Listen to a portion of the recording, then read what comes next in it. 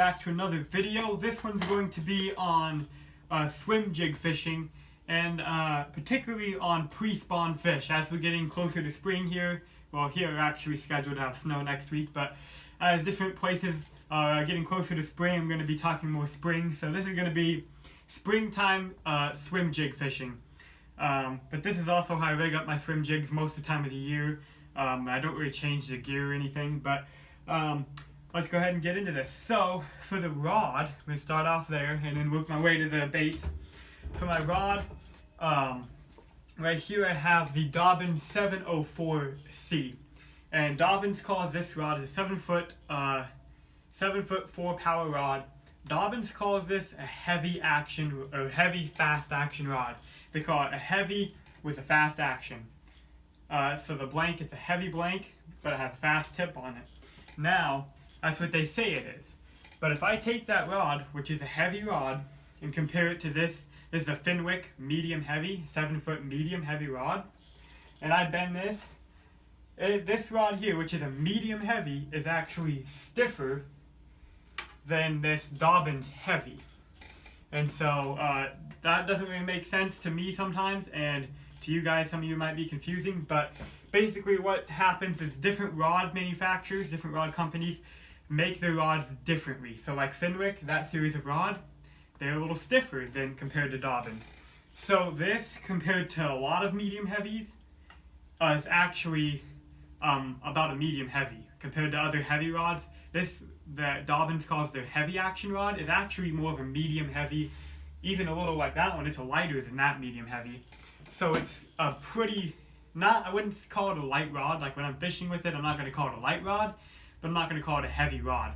This would, if I was fishing in my hand, I call this a medium heavy. That's what I would call it in how I place my rods. I'd call this my medium heavy. And this is a great swim jig rod. Great swim jig rod, great spinner baits, buzz baits, chatter baits. It's not the best for, those baits, but if I'm fishing them around heavier cover, like I am with the swim jig, I'm going to throw them on this rod. So this is a good swim jig rod. What I've got on there for line is I've actually got 50-pound braid on there. And some of you guys may be like, well, that's way too heavy. Yeah, I could probably move down to like 30 if I wanted, but I know with the 50, it's not going to break. My rod will probably break before that line does. So if I get hung up in the grass or hung up on a stick, I'm not worried about it breaking off. I can hand line that braid in, a 50-pound braid, and it's not going to break. But off of there, because I don't necessarily want the fish to see that if I'm in clear water, I have a 15-pound fluorocarbon leader. Now, depending on the size of your jig and the size of the hook, which we'll get into in a minute, you may want to actually run 15 or 20-pound leader, so you can kind of change up the pound test on there, judging on how the weight of your bait, what kind of cover you're throwing into, stuff like that. But on here, this leader here, 15-pound fluorocarbon tied with a, I call it the Alberto knot, I think that's what it's called. Lake Fork guy, I think, actually is the one that showed us this. It's the FG knot or the Alberto knot, something like that. And so it's up there. I don't know if you guys will be able to see it, but I probably have about 7.5 or 8 feet of 15-pound fluorocarbon on there. And that is just so the fish do not see it. They don't see that line in a little bit. If I'm fishing clear water, they don't get spooked off of it. And it's not gonna, it's not gonna cost me, and mentally and physically, and with the fish, it's not gonna cause me to miss any fish. A lot of times, line is a mental game. A lot of people don't realize that, but it's more in your head than you think. A lot of times, usually the fish don't actually care as much as you think, but sometimes they do. So just having that fluorocarbon gives me a little bit more confident, and sometimes it does increase your bites. So that leader on here, like I said, is about 7.5, 8 feet long, and you can change that. The clearer the water, the longer the leader, and the dirtier the water, the shorter the leader. Or if I'm in dirtier water or heavier cover, I won't even run a leader. So if I'm fishing in grass, great place to throw swim jigs. Throw it in the grass. You can pop it out, swim it through it. You feel it get hung on the grass, pop your rod, and it'll pop right out. And that is the place I'm going to throw grass. For one, because this braided line is actually green. I actually get the moss green colored, and so it actually matches the grass really well. It actually blends in with the grass better.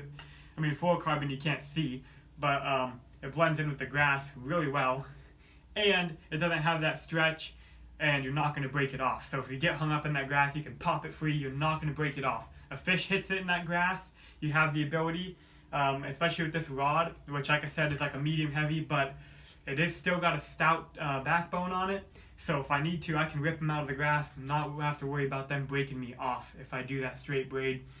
But the reel on here is going to be a fast gear ratio reel so I can work this swim jig. Now swim jigs are very versatile baits. You can swim them right under the surface and have fish blow up on them like topwater. You can bounce them across the bottom, which is one of my favorite ways to do it. Or you can just reel them in the middle of the water column looking for maybe some suspended fish. And, you know, almost like a spinner bait, you know, reel it through the middle like looking for suspended fish. So it can be a very versatile bait. You can do a lot with it. And so I like a faster gear ratio just so it's easier to control that speed. Because if I have a slow gear ratio, but I want to move it fast, I'm going to have to work a lot harder. Versus this 7:1:1, I can reel it fast if I want to, but I have the ability to slow it down. I'm not going to be able to really drag it super slow, but you're swimming it anyway. You're moving it. It's a moving bait. You're going to cast out and reel in anyway, so you're not going to need a really super slow gear ratio. So now types of jigs I'm going to swim. Obviously they make actual swim jigs. Like this here, this is a Dirty Jigs No Jack swim jig. This has got a big hook on it. That's what that No Jack stands for, big thick hook. And what that's for is swimming through big grass. A lot of times when I'm swimming that, I'm going to cut that leader off there and go straight braid. And that's why it's really nice to have a leader instead of fluorocarbon. Is I can put a leader on there and say I switch to a heavier jig, want to throw into heavier grass. I can cut that leader off, roll that leader up, stick it in my pocket, and it's still good line. Stick it in my pocket, fish straight braid. Then I come across a place where now I'm not fishing grass, now I'm fishing rock. Now I'm bouncing on the rock. So now I'm skipping it up under trees and swimming it out. Now I can switch back to fluorocarbon, tie that leader right back on there, and it's a perfectly good leader. So it's a really good way to, you know, use line, you know, without wasting it, because you can use the same leader multiple times by cutting it off and retying it, depending on how long of a piece you have. But if you take like a 7 or 8 foot like this, you can cut it off and retie it on multiple times and use that same piece of fluorocarbon. As long as you're careful and just check for abrasions, you know, check for little nicks in it so it's not going to break on the hook set, and you should be fine. So that's one of the jigs I like to do. Another jig would just be a regular, like a California swim jig. I think there's one by like Strike King. Is it the KVD swim jig? I think is what that one's called. Little baits like this. This is actually just a jig that the skirt fell off of. Put a swim bait on there, swim that. But it's got, you know, it doesn't have a super thick hook, but it still has a jig hook on it. But it's not like the No Jack hook that's, you know, you need braid for. So I can fish that with the fluorocarbon leader. Another great jig I love to swim is the Ike's Mini Flip jig. And so this jig here is actually a really good jig. It's actually a miniature flipping jig, so it's actually invented for flipping, for smaller flipping, if you need a smaller presentation for getting in and out of cover. But it's a great jig for swimming. As you can see though, the head is not pointed. An actual swim jig is going to have a nice pointed head on there. And that line tie is going to be pointed vertical, pointing straight. But this has a rounder head. The tie on there, the line tie is actually sideways instead of straight.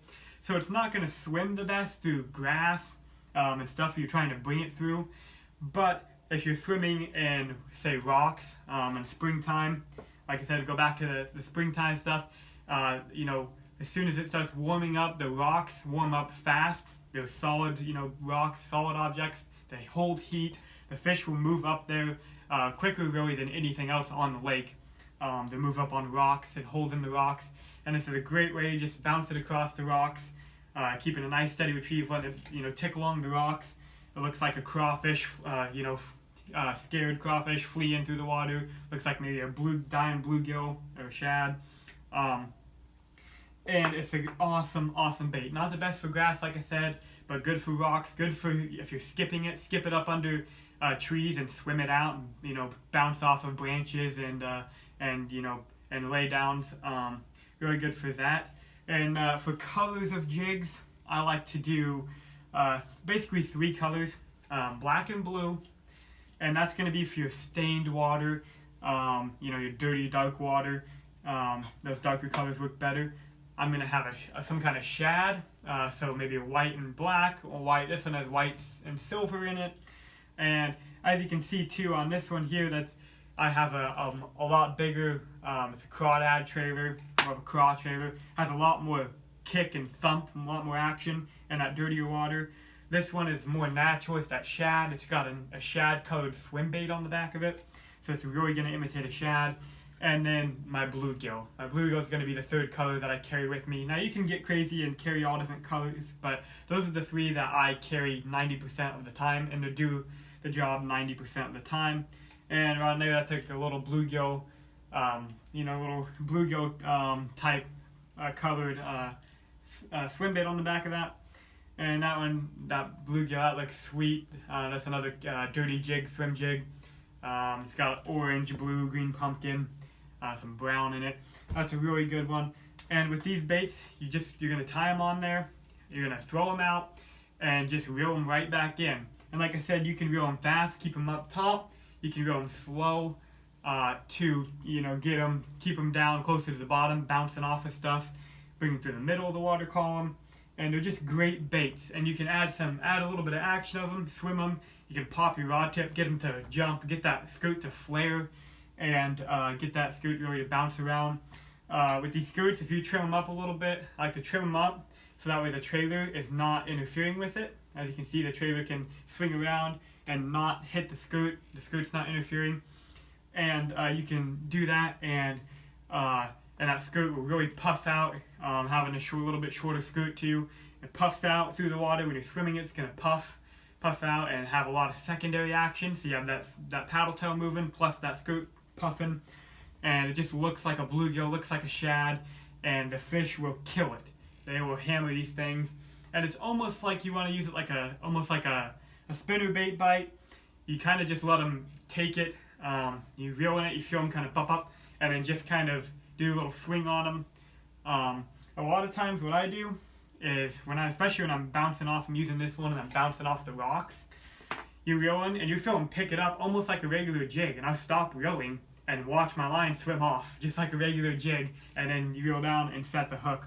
But if you're reeling and you just kind of let your rod almost load up, and you feel a little tap, kind of slow down, let them get it for a second, and then set the hook.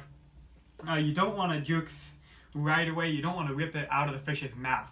It's better to set the hook late because a lot of times they'll actually come back for it, rather than to set the hook way too early and miss them, and then now you just pulled your bait away and they probably aren't going to hit it again. But if you're on there and you feel him tap and you kind of slow it down, and then he stops, he can speed it back up again, and a lot of times he'll go back and hit it again.